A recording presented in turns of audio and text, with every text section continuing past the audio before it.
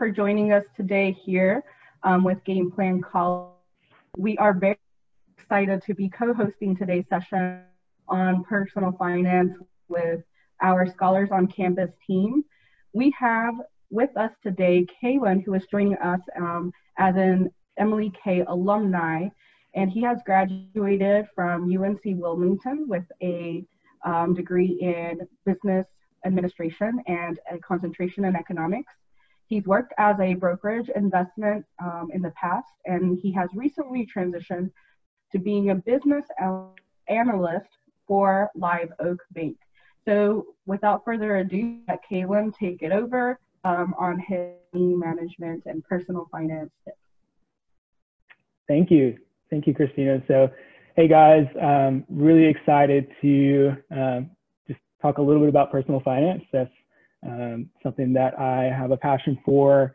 It's just giving the opportunity to have folks like yourself become more aware about opportunities that are available to them and how to approach financial decisions, especially when we have things like this pandemic going on where things just don't seem as certain as they used to seem. So what better time to have these discussions, and hopefully this is interactive, so I'll have you guys and ask some questions too if you guys don't mind. So without further ado, again, let's get started here. And before I go into depth with this, can everyone hear me okay?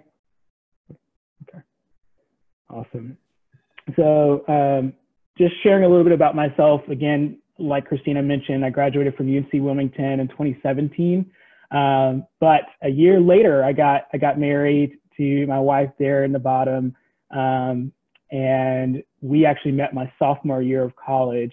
And yeah, it's really been a great experience. If you guys are entering in college, no pressure, obviously, meeting your significant other, but obviously it's going to be a great opportunity for you guys to meet new people. So I also pictured there with me are my 5 brothers. So in total, there's 6 of us, so 6 boys. We're a pretty big family, but we all each have each other's backs, and yeah, try to stay as connected as we can. I'm also a big dog person. So to my right actually is my dog, and he is just over 1 year old, and he's the most loyal, kind, loves playing. And my wife and I always joke that if we were ever getting attacked by anyone, he probably would be the last person that we would resort to, just because he's so kind to the point where he just will lick and approach anyone that he sees. So, but it's been a joy to have him in our lives. We couldn't imagine them without him. So always a good experience. And then like Christina mentioned as well, after I graduated from UNC Wilmington, I moved to Charlotte, North Carolina, where I started as a client relationship associate. And then the formal name of that internally was a broker's professional. So it's kind of like a personal investor. So ultimately what they had us do was you would study for the Series 7 and 63 certification. Those 2 certifications give you the opportunity to learn specific things about stocks and bonds, retirement accounts, non-retirement, and from there you were able to go out and serve the millions and millions of investors that Vanguard had, and just make sure that if they had any questions and any learning opportunities, you would serve as that point there. And then I also had another role during my time there as an inheritance specialist. So working a little bit alongside of the estate team, which if you're not familiar with estate, typically the estates is what you'll see when you are getting to the point where towards the end of your life, where I even think they're really important now, to start to get pen to paper of what your estate will typically look like. And, you know, with the unfortunate events that could happen, typically estate plans will cover how you want your assets to go upon your passing. So I worked a little bit with clients that were existing clients of Vanguard and assisting them with estate transfers and thoroughly enjoyed the experience I had there, but really wanted to get back to Wilmington. So I was able to go and apply for a role as a business analyst at Live Oak Bank, where I would be servicing investment advisors. So similar experience that I could take from Vanguard, I brought to Live Oak. So we, at Live Oak Bank, we're not a traditional bank per se, like a brick and mortar, like BB&T and SunTrust, which is now Truist, and Wells Fargo, and the bigger banks out there. We actually are sort of like a cloud source bank, and we mainly service small business owners. So we write loans for small business owners, and once those loans close, they have a business analyst that walks beside them throughout the process of paying back their loan to help them with cash flow management. So we'll typically assist them with understanding, where they may be spending a little bit more money than they should be in different areas. So we'll help them benchmark by telling them, historically, this is what an investment advisor will normally pay on their staffing and wages, or they may pay on rent, things like that. Just because typically, if you're a new business owner, you may not have an understanding or foundation of that. So we try to add a different value there as well. And like my last bullet says, in my shirt that I'm wearing, I'm a huge Duke basketball fan. Obviously, Emily Kay has great roots there. But my dad went to Duke, and so we've just grown up being Duke basketball fans, and so it's been a huge part of our lives. And as we've gone through, our colleges and just life in general, watching them. And then lastly here, I've actually got some exciting news. My wife and I are pregnant, and we have a son coming, our first child, in July. So new seasons, and we're excited about the transition, and really pumped to bring the son into the world. And yeah, we're really excited about this.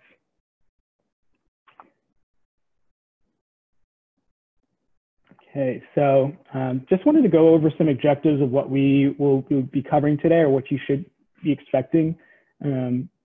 Just so you guys are aware, there's so much information out there about debt, about retirement plans, about budgeting. There's so many different approaches to these topics.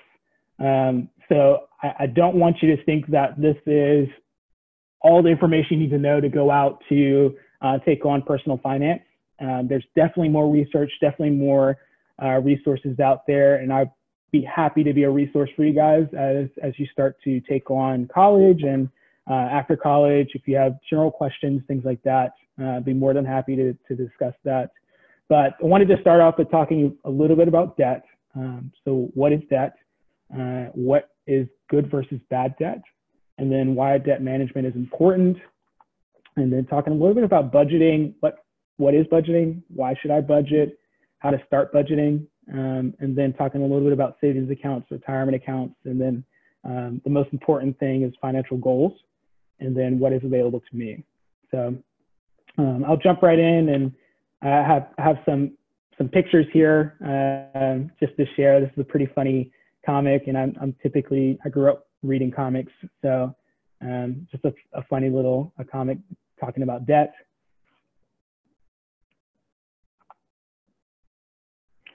So again, what is debt? Debt is money borrowed by one party from another. So typically the most common form of debt is a loan. And so I'm going to ask for you guys to give me, if you can, give me what you think is the most common forms of loans out there that you guys feel like comes to mind when you hear a loan. I don't know if you want to use the chat or anything like that. Yep, so we got some car loans, student loans, private loans, mortgages. Yep. Yeah, so so mortgages, auto loans, you have credit card debt, education loans. Those are typically things that you'll see when you're looking into getting a loan for yourself, or looking for financing in some way. And so we'll talk a little bit about what is generally considered or classified as good debt versus what may not be the best type of debt when you're thinking of your personal financial situation. So one thing that I typically use as a common denominator here is if this financial situation, so whatever debt you're considering, whether it be student loans, auto loan, credit card debt, mortgages, if it increases your net worth or has future value, it's typically classified as good debt. So can you guys think of any examples of like what would be categorized as good debt now? You can use the chat as well.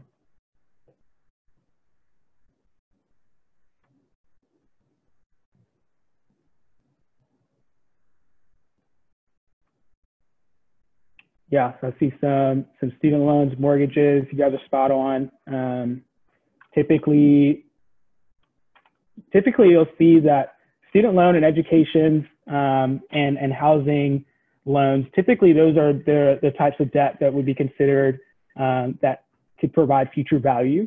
Now, I want to just talk a little bit about, and we'll go into this later when budgeting, is it wise to go buy $1 million house because you think that's a great investment versus just buying a house in general to just live in and just for it to meet your means? And the same is true for education. When deciding, for financial reasons, what would be the best investment to go out of state or in state, typically out of state is more expensive. So if you can get a similar investment as far as education with an in-state experience, I typically say that's when you want to start deciding, both are great opportunities, but what is the best idea for good debt in this situation? And then on the flip side, like we are discussing, if it doesn't do any of those things and you don't have cash to pay for it up front, we typically would classify that as bad debt. So again, want to hear from you guys what you think is considered, a loan or something that if you don't have cash to pay for it up front, would be considered a bad debt decision.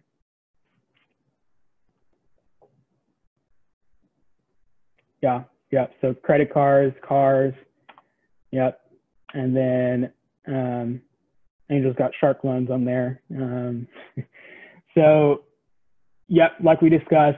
So credit cards typically have high interest on them if you have a high revolving outstanding balance. So typically what that means is high revolving is your balance at the end of the month. So whenever they generate a billing statement, if you have $500 that you were not able to pay off that month, but you paid the minimum balance on it, that debt is revolving.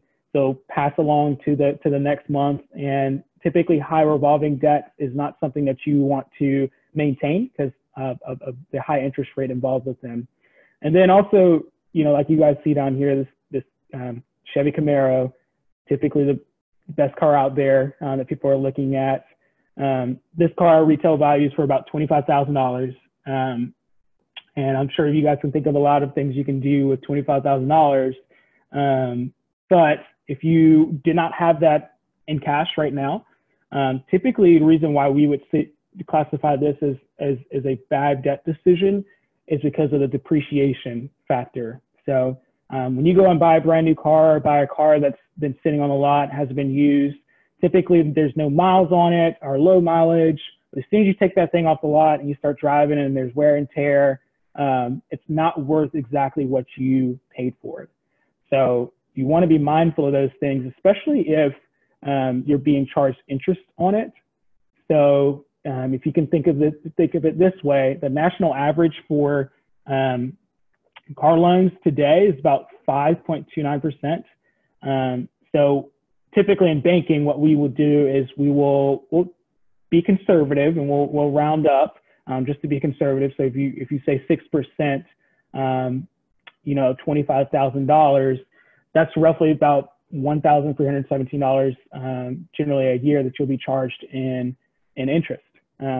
So I know you guys can think of what other things you can do with those funds. So you just want to be mindful of that. If you can trade the Camaro for a Honda Accord and get the same sort of value out of it for less cost and pay for it up front, that's always worth considering. And so there's a quote too that I like to share with people. I'm not sure if you guys are familiar with Dave Ramsey, but he talks a lot about personal finance and helping people get out of debt and awful spending habits. But this is pretty funny if you think about it. We buy things we typically don't need with money we don't have to impress people we don't like. So it can be kind of ironic when you're thinking of buying that car just so you can say that you had the best car on campus, even though you may not even be friends with those people that you're competing with. Generally is probably not the best thought to have or a way of approaching your finances.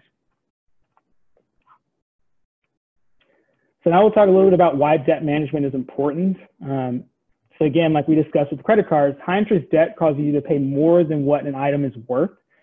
So basically what that means is, when you are buying, like we talked about the car, if that car was $25,000 and you bought it with an interest rate of 6%, and then it depreciated in value at roughly about, let's just say $250 a year. So in 4 years, you're out of pocket $1,000. And so if you try to resell that car, it may not, the Kelley Blue Book value may say you're $1,000 short, so you're selling it for $24,000 minus also the interest you paid on it. So out of a rough estimate, you probably are out close to $5,000, $6,000 up front. So again, those types of decisions, you want to try to make sure that you fully understand, is this something I want to do to get myself into up front, or can I wait a little bit later and try to buy this thing in cash? And then debt borrows from your future income.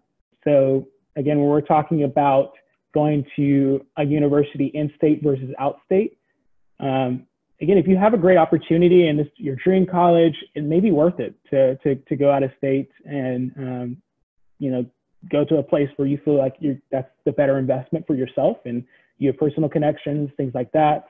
But when you're thinking about the average debt for our average interest rate for college loans, that's around 5% as well. So when we're looking at paying that over 10 or 15 years, that really can take away from the income that you'll make after college.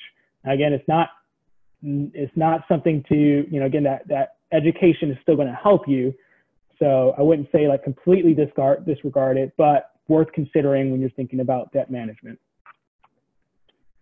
And then debt keeps you from your financial goals. So you don't want to have a goal out there to be debt-free in 10 years, but then go sign up for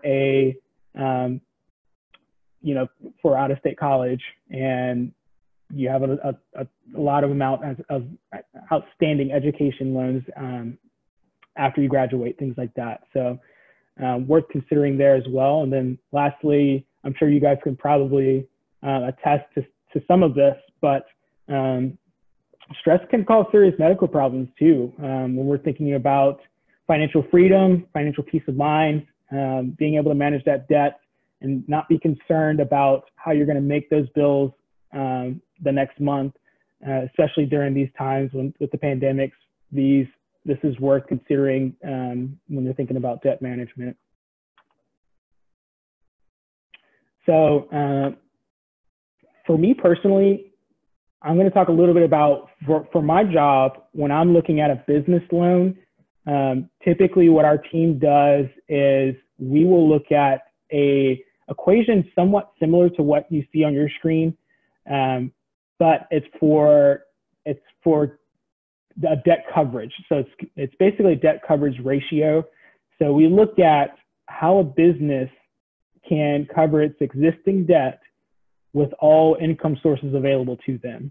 And that typically will show us how strong they are as an individual or business or entity to be able to pay back their debt on time, or if anything were to happen, like pandemic happens and they can't have people in their doors for the next 6 months, we can trust and know that they have 5 months of cash on their balance sheet that will assist them during this time because they planned for it. So similar situation here. So with the debt to income ratio, you guys may not need to necessarily use that on a daily basis, but it's important to think about when you're thinking about yourself and your debt management. So in this situation, you can see that this individual here has total monthly debt of $2,000, and then they have gross monthly income of $6,000. So what we would say is we would go ahead and put the total monthly debt on the top, and then $6,000 on the bottom there, and we would factor that out, and it comes out to about 40%. So we would say that this individual has 40%, is typically their debt to income ratio is 40%, which is on the lower side. Normally, when you're working with loans and lending, you want to see someone that has the lower side of debt to income. So as you go up, so that was, $3,000 of monthly debt with still $6,000 of income, that ratio would increase to 50%.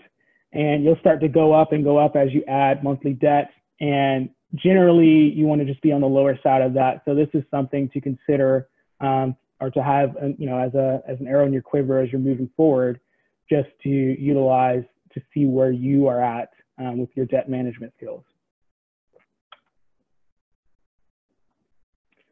So we'll talk a little bit about budgeting now. So again, this is another cartoon that I think is pretty funny, because I think we've all been there before, where we're tracking our funds, and we're getting to the point where there's a couple more days before payday, and you're looking at your debt, your budgets, and you're thinking to yourself, man, I can't go anywhere if I'm gonna be able to make my bills for next month. So pretty funny representation there. And I think Cheyenne asked, what is a good target debt to income ratio? Generally, the average is about 36%, is typically what lenders will look for. That's like a national average when they're looking at, personal lending, personal loans like that. And just a reminder that, those things are important, but it may not, lenders will still provide you a loan if your debt to income is fairly on the higher side. The only caveat there would be the interest rate. So, typically with interest, with a smaller loan and with something that's fairly high, as far as debt to income, it typically translates into credit scores. And if there's not a lot of history, not a lot of presence there, they'll typically charge a higher interest rate. And you normally see that with the housing market. So myself and one of my close friends, my freshman year roommate, he applied through the same lender, actually. And he received a higher interest rate than I did, because he had less credit history, but also didn't really have much there as far as the debt management side that he could prove to himself, or prove to the lenders themselves. So that ended up causing them to have a little bit more cost in his loan. I think some other questions here. Does this include good and bad debt? So Jackie, are you referring to the debt to income ratio? If this includes, so the debt to income ratio is going to include all debt. So and again, you're going to look at other things too. So, if your monthly expenses and monthly loans, they'll sort of factor into that monthly debt and expenses, and then you'll sort of calculate that through there with the income ratio. And hopefully, ultimately, again, you want to shoot for the lower the better. However, it's not, if you start to reach the 100% and over, then it's starting to, we want to start talking through ways that you can dial back your monthly debt and whether it's a necessity or essential, things like that. What do you count as solely monthly debt? So that's going to be things like, education. So typically through our lending experience, it's education loans, anything that's outstanding loans of that nature that we can physically see on like FICO score reports. So when we pull credit, we typically get a list of outstanding lenders, and we'll see the outstanding debt, the monthly debt, and we'll be able to sort of calculate the monthly debt and debt to income ratio by that way. And then lenders will typically look at bank statements too, just to get a sense of whatever else doesn't show up in the FICO scores, just to see, what debt may be lingering outstanding there that is tied back to you.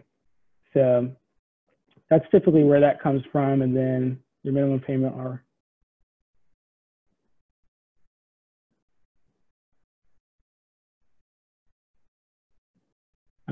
Let me see, I'm trying to understand. So you said your minimum payment or average payment to either good debt, it's good/bad debt.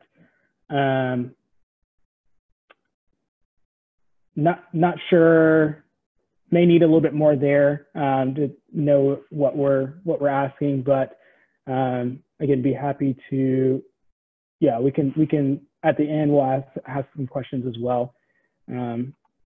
But so we'll move on to budgeting. So what is a budget? I'm sure you guys are familiar with this, but might as well just make sure we all have a good foundation of it. Just a written record of the money flows in and out of your pocket each month. So most important, obviously, is that in and out.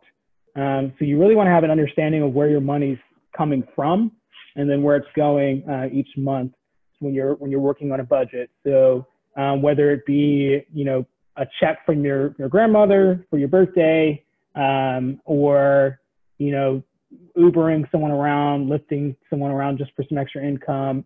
Want to make sure that we understand where that money's coming from, and is it consistent, and just making sure we build a budget out that way with consistent income and revenue streams. And then, again, going back to that debt, what's that debt that's lingering out there that we have to make sure that we're paying, and then also those essential expenses, living expenses, things like that. So let's see here then. So why should we budget? So that's budgeting is the first step on the road to financial success, so financial freedom.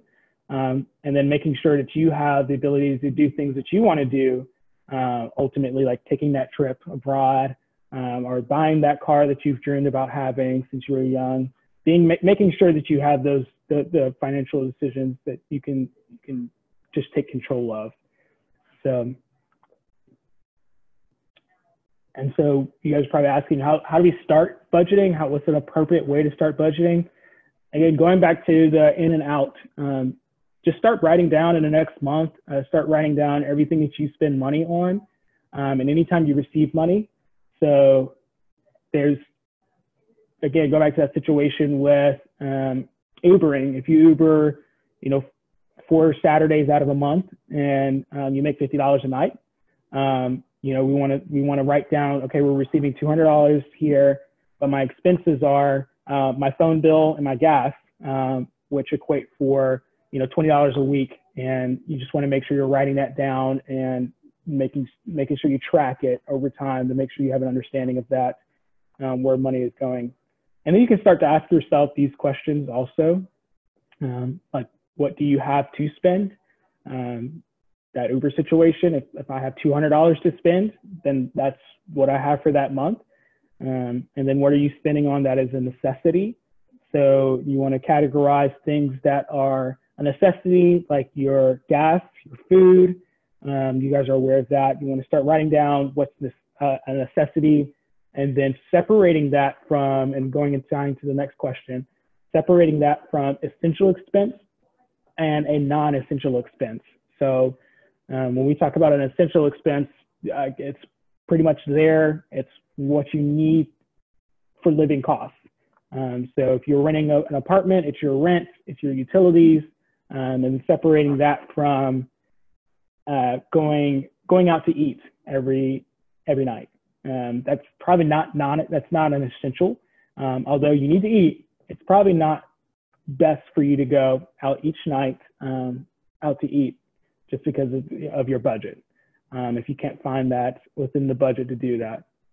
And then towards the end of that month, you want to just weigh and look at just reflect and see, was my income greater than my expenses? And if you answered yes, then great, then you can save. You can start saving those funds to put towards that new car, or to put towards textbooks, things like that. And then if you answered no, generally you want to just reflect and look at how you can decrease your spending habits, whether it's, hey, I need to probably relocate to a cheaper apartment. Maybe I need to start commuting by bike, or if I live really close to my work, I can start biking just to save some gas costs and some wear and tear on my vehicle. Especially if you have a vehicle that typically, I was there all throughout college and after college, where my car broke down all the time. So I at that point, always, whenever I was looking for a place to live, I always needed to be right near work. Just so if there was anything were to happen, I'm right near my job and I can either walk, bike, things like that, so that I, didn't have to compensate or have expenses that, outweighed my income. And so here's an example, and this is just an example. You guys can approach it a different way of how my wife and I typically budget. And so we have our monthly bills, and I use this as an Excel template because I'd like to go back and run some charts and things just to see where we're at in our financial plan. But you'll see there, I have a total for my monthly income. These are monthly bills that I typically, we have to pay. And then there's separate from that, there's some must-haves, like obviously groceries, things like that. And then we have a expect the unexpected fund. So that's typically like if you get a hole in your tire, no one's expecting that, or your cell phone falls in the toilet. I'm sure the pools, we've probably all been there. You just want to make sure you have some funds set aside, or there's a line item in your budget that shows this is where this income is, and there's a total for what I have that I can use towards making that purchase out of pocket, rather than using a credit card. And then that all, once you minus your expenses and your revenue or your income, that comes out to like a net income, like we discussed. So if you said yes, that you have some left over, you'll see a positive figure here, and you can decide, do I want to save the rest of that, or do I want to use those funds to buy a new bicycle, buy a skateboard for transporting on campus, things like that. So again, this is just an example, not anything that you guys have to really say that this is what you want to use, but just an example of what we typically use. And then there's, of course, a lot of budgeting trackers out there that make it really easy on your life in order to do that, because I know budgeting is not a fun topic. Typically, we just want to swipe and go. So there are a lot of apps that are out there that help you with this. There's Mint, that I'm sure you guys are aware of. There's Every Dollar, Pocket Guard. If any of you guys file your taxes, if you work part-time or full-time, and you file your taxes through TurboTax, which is owned by Intuit. Mint is actually owned by Intuit as well. It's an application through their service and their software. So it helps you link up your, all expenses and things that typically funnel through your tax returns. Also gives you a huge financial picture, overall financial picture of where you're at year over year, which is really cool to see, especially if you're looking for a one-stop shop. Every dollar, I've heard great reviews about every dollar where people and friends of mine are talking about how this really accelerated their timeline for getting out of debt, just for the way that they were able to budget using the system and the software. And then Pocket Guard, lastly, is if you're someone that typically likes to swipe and not necessarily take an overview or reflect upon your expenses, Pocket Guard may be a good fit just because it helps you not to go over your budget. So if you set a budget, it typically will alert you and start to put restrictions on things. So that may be a good fit for some of you guys out there. So we'll talk a little bit about savings and retirement accounts as well. And some of you guys are probably thinking to yourself, I'm way out from retirement. I haven't even gone to college yet. And again, I was there with you when I was in high school and approaching college, wasn't even thinking about these things. But the truth is these things actually hit you really fast after college. Savings accounts, retirement accounts, I feel like they're really important just to have a overview of an understanding of these, of how you should approach retirement accounts and savings accounts. So we'll talk a little bit about this. And again, this is just an overview. And if you have further questions, definitely feel free to reach out. I'm more than happy to discuss this further. So the most important thing when you're thinking about retirement or savings accounts, things of that nature, you want to make sure you have a firm grasp of your financial goals. So, and be specific with these goals. How long should I save? How long will it take me to get there? And start to divide those into whether it's a short-term goal or a long-term goal. And if you can start thinking that way, I think it makes it really easy or easier to figure out whether you should be using any of these investment vehicles that I'm going to discuss after this to help you get to these goals or help maintain your budgeting for these goals. So when you're thinking about short-term versus long-term, generally you'll say short-term goals can be in 5 years, I want to buy a Camaro in cash. Or in a long-term goal may be in 10 years, in 10 to 12 years, I want to be able to put 20% of the cost of my house. I want to bring 20% of that to closing, and that's my goal, to put that on the house. So that's when you start to differentiate between those goals, which is like short-term and long-term. And you want to make sure, again, they're achievable. So my example here is paying for all my textbooks with part-time work funds, because you don't want to use funds that are loaned. And I'll talk a little bit about there. I'll stop and talk a little bit about the loan funds, because I know you guys are approaching college, and if you've gone through college already, you remember those refund checks. And typically, refund check, if you applied for financial aid for college, a refund check is given to you over and above what your total cost per semester was. So if it costs you $8,000 per semester to go to college, and if your financial aid approved you for $10,000, that might be a situation where you'll get $2,000 as a refund check to you, and you can use that for whatever you would like. And in those situations, my advice there would be to, one, if you do not need those funds, if it's not something you need up front, return it. There's no big deal with you returning those funds. Again, those are loaned funds at potentially 5%, so it's not free.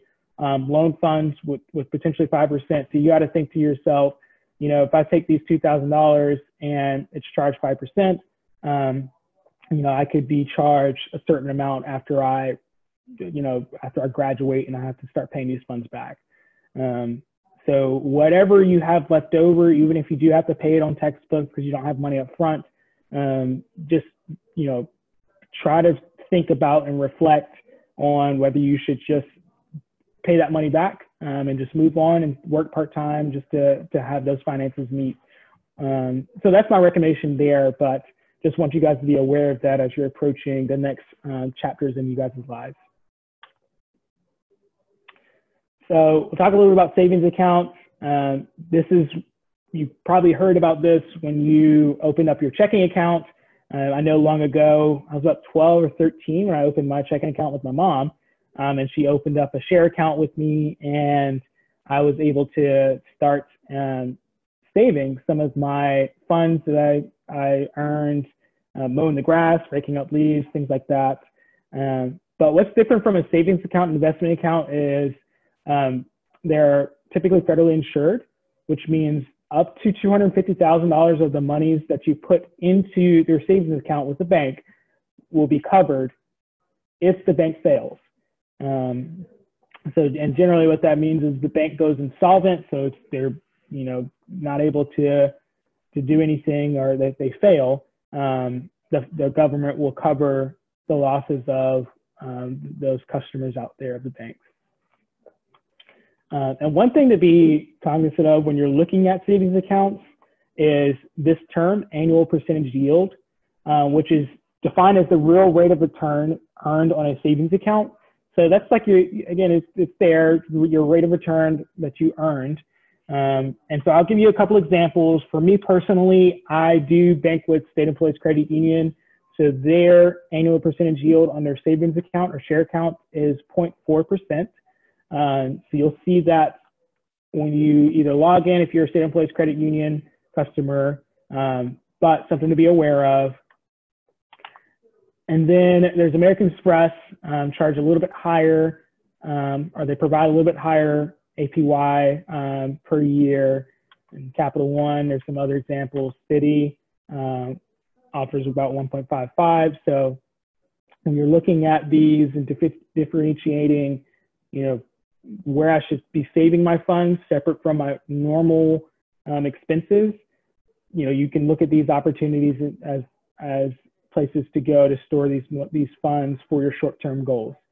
So typically what I say is savings accounts, you want to use these for more short-term goals, just because they're more liquid, so you can take them out without any issue, and you can get a little bit of return, but at least you're able to take them out if you want to buy that car in the next 5 years. So always good to have a grasp of that. And then we'll talk about non-retirement accounts. So non-retirement accounts another name for that is standard brokerage accounts. They provide access to a broad range of investments like stocks, mutual funds, bonds, exchange traded funds, and more. I won't go into a lot of detail about what the differences of those are today. There's so much information involved in this, but just know that your standard brokerage accounts or non-retirement accounts, you can have access to these investment obstacles or opportunities separate that a savings account typically will provide.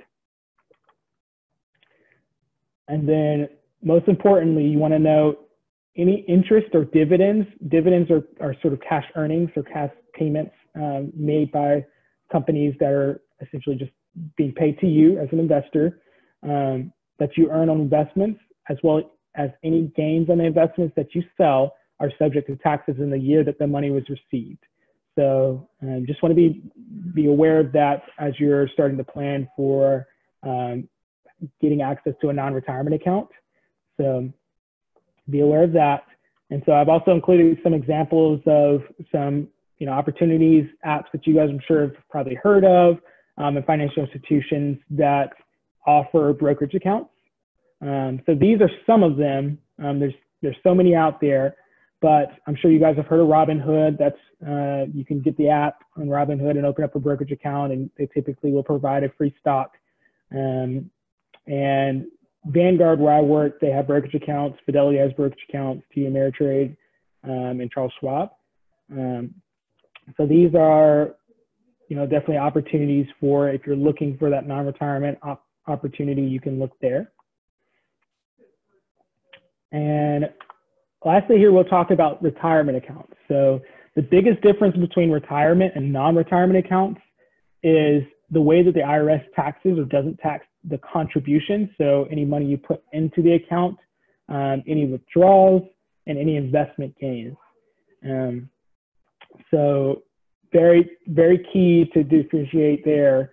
Retirement accounts are generally, like you can decipher here, long-term investment opportunities. So you typically want retirement accounts when you're thinking very long-term because of the tax benefits there. And so there's many types of retirement accounts out there, but the three type examples we'll focus on today are, first we'll start with traditional and individual retirement accounts. So like it says in the name, an individual retirement account, you can open that up if you're 18 years old or older, and you can start contributing to it today. Now, there are some contribution limits to an individual retirement account. So you can't contribute up to a certain amount in a given tax year. So you want to be just mindful of that when you're looking it up and looking up more information on it. And typically, in most cases, the contributions that you are contributing to a traditional IRA are tax deductible, meaning that if you open up an IRA and begin contributing with funds that were reported on your W-2, when it comes time to paying your taxes on those funds, you can deduct those taxes from the amount that you owe, if you qualify, from having to pay that up front. And you can wait to you start to withdraw those funds in retirement for those to be taxed. And normally it's a better choice for you to go with the traditional individual retirement account if you feel like you're going to have a better tax situation or lower tax in retirement. And so what I mean specifically about that is, if you are someone that makes $100,000 today, and you know that when you come to retirement, you're going to make a lot less than that.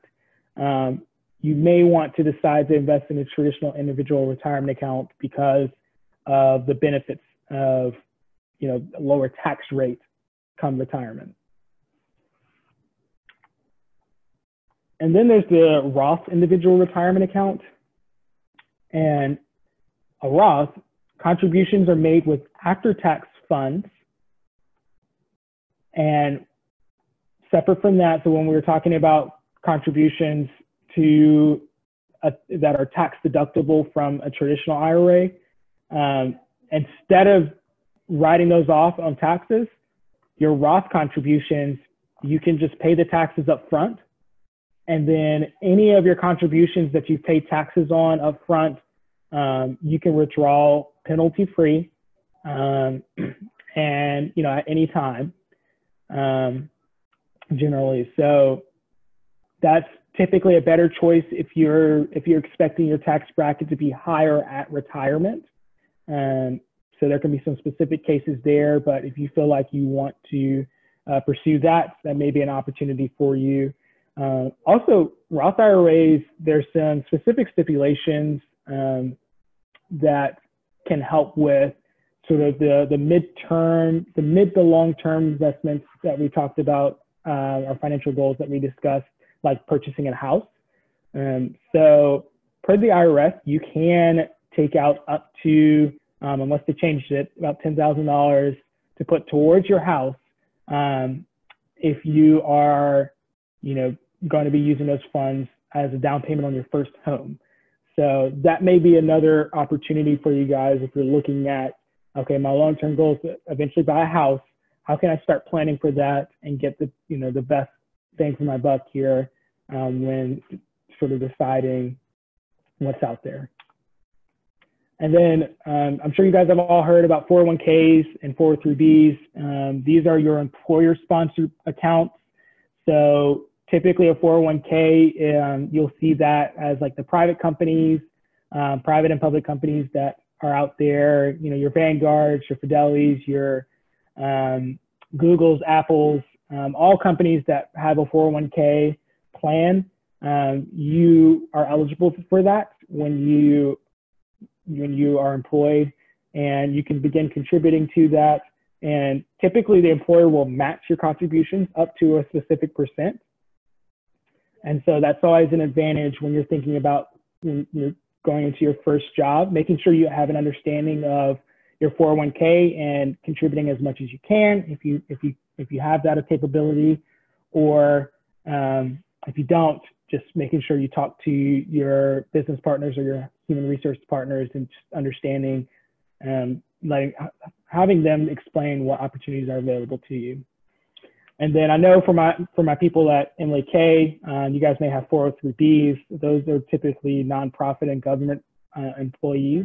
So they're only available to those types of employees. So you can think about your public school teachers, people that work for the government, things like that, teachers. And it's a similar opportunity as the 401k. The main difference is just who they're offered by. And now I want to also point out too that if, for example, if you go into real estate, if you are a real estate guru, or you want to go into real estate, you may not have an opportunity. I've had some friends that have mentioned this, but you may not have an opportunity to have a 401k because you may be working on your own or something like that. So there are other investment vehicles out there, but the most popular that most people will pursue is, the traditional IRA, where they'll just do it on their own, understanding that they won't have an employer contributing, but understanding that they can still invest and use that vehicle and pretty much get the same benefits as you start to approach your retirement goals. So with that, I'll open the floor to questions. I know that was a lot of information, and I appreciate you guys listening in. And if you have some direct questions, I'll be happy to go back and discuss and hear from you guys, what you're maybe hearing out there, what you're most nervous about. And if you want to privately message me, and then I can sort of discuss out loud, I'd be happy to do that as well. But if not, again, really appreciative of this opportunity and you guys taking the time to listen in. Thank you so much, Kaylin. We'll definitely give our participants a few minutes to enter any questions that you had. I know I learned a lot throughout this presentation. It was great, and you did awesome. So thank you so much for taking the time to be with us today. Yes. And again, like I mentioned, there's so much information and material out there. There's some specific scenarios that may arise that I'd be happy to take a look with you through my personal experiences and try to give you some direction there. So I don't know, if Christina and them feel comfortable sharing my contact, but be more than happy to spend some time if you have direct email questions that come up later to address those. But I see some questions from Angel here. When should we start considering retirement plans? So I would say if you're again, you want to reassess your financial goals. So if your goal is to overall save $1 million, let's just say you want to be a millionaire at retirement, but you're going to be I'm trying to think of a career here, but you're going to be someone that's going to have some really inconsistent income. So your income may go up one year, go down one year because you're working in real estate, and it's all transaction based. Then you may want to start to think about how you can get started now, or when that may begin. The same may be true for someone who, and it may not be the case for everyone, but same may be true for someone that just says, I want to be able to be prepared if something were to happen, like a pandemic or something like that. So you may say, I'm going to start investing in a brokerage account or a non-brokerage account or non-retirement, and just put those funds aside, and I can simultaneously use those for retirement. But if I need them up front, I can use them now, and just pay the taxes on my earnings just to have access to those funds. So there's different approaches, and I think it's just going to be based off of your financial goals and what you're looking for in the short term versus long term. And then as far as people that will help, I would say, so if you are someone that is entering into investing and looking at financial outlets out there, it's always good to, like myself, start to look for those people that may have a little bit of experience just to give you some foundations. And then, start to hear some of those stories out there. There are professionals that are willing to work with you, but typically those are for a fee. And so you want to just make sure that, you're doing the best you can to at least partner with, if you don't have the best understanding of the finances and investing and things like that, to start to utilize some of the resources out there that may be given to you. Like, I know for me, I was an econ major. I didn't take many finance courses, so I didn't have a real deep understanding of investment until I graduated. So I just emailed my finance professor and said, hey, can you take a couple of minutes to sit down with me and just explain investing? And he was very delighted. We didn't have a great relationship, but we were able to just go into a little bit more depth, and he gave me an overview of those things. So I'd say that would be a good approach as well. And so are there any best practices on how much money should go into savings and how often? So it depends on your budget. Again, if you're looking at how much money is coming in and then going out, and then you minus those and you get that net income figure, you can, if you have a higher amount, you can probably say, hey, well, let's set aside a little bit more than what we typically do for a rainy day fund or expect the unexpected. From what I've heard in my personal finance courses and things that seminars I've attended, is typically you want to have at least up to 3 months of your typical expenses saved in a savings account.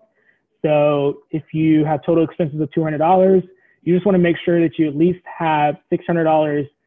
You can start now, but just have that sitting in a savings account. Don't touch it. Just know that it's there only for emergency situations, whether you were to lose your job or something unexpected happens, health-wise, things like that. You at least have this 3 months set aside, just so you have some cushion there. So I'd say that helps. And then, would you recommend trying to buy a car in full, whether used or new? So whenever there's a situation to buy a car, I always just look at the best, what's available to you. You can finance a car. If you feel like you have an accelerated plan to pay that car off in the shorter term, then go ahead. And I think that will help build your credit and help you make get a better financial opportunity later on, whether it's like buying a car and your lender looks at your payment history and sees you paid off a car really quickly. That can help in those situations. So whatever is best available to you, like, take advantage of it. But typically, if you were to ask most people who are you study personal finance, generally buying a car through financing is normally not the best idea if you can avoid it. If you can't, understandable. Just work really hard to pay it off sooner than the term so that you pay less interest. But recommend buying. And then again, as far as used or new, I'm not a car dealer, so I'm not sure what is always the best. There's some vehicles out there that are like, I have a Honda Accord and I love that thing. It has 30,000 miles on it and was fairly cheap, and it gets me to and from where I need to be. So it's always just best to look at the options there. And one day I may upgrade, but typically you'll just want to look at what's more valuable to you. And a used car is typically what most people will tell me to go after if we're looking at a new vehicle. A different presentation, I was told to reduce debt. I was told to reduce that as more valuable than starting savings. Can you provide some insight on that, please? Yeah, so reducing debt is number one. Like, you want to make sure that you are at least accelerating your payments to reduce debt up front if you can. And I think it's weighing, and I've heard multiple approaches to this. I've heard a podcast where if you're being charged 3% on your mortgage and you have 10 years left to pay it off, but like, should you accelerate payments there, or take advantage of the market earning, on average a year return of 2%? Obviously, your debt's going to be more costly, so you want to make sure that you accelerate payments there, to ensure that you are starting to pay down that debt quicker and more efficiently, so that you can have more flexibility in savings. So I think paying off debt is the most important goal, or should be the most important goal for everyone. But second to that is definitely having emergency savings in case something were to happen. So I would say that's the best insight I have for now. There are any times that student loans are in forbearance nationally, would you recommend it is a good time to pay as much as possible or save that money for an emergency fund? Yeah, similar idea there. I would recommend paying that debt down if you have the means to. And if there were the case that you felt like things at your job were getting a little rocky and unforeseeable, and you felt like there was something going on to the point where you could be either furloughed or laid off, then I would say start to shift gears and start focusing on saving those funds, or saving a percentage of those funds to put towards the unexpected portion of your budget. So I think that was all the questions for today. Again, if you guys have questions that you want to email me about, and see if I have a question or a resource that I can point you to for more insights, I'd be more than happy to. But I really appreciate you guys taking the time to do this, and would be happy to do it again if needed. So thank you. Thank you so much, Kaylin. We really thank you for taking the time to present. I now am just giving a friendly reminder to all of our participants that you can fill out our quick survey for your chance to be entered into a raffle to win a gift card. So please take the time to do that. And thank you again, Mr. Kaylin.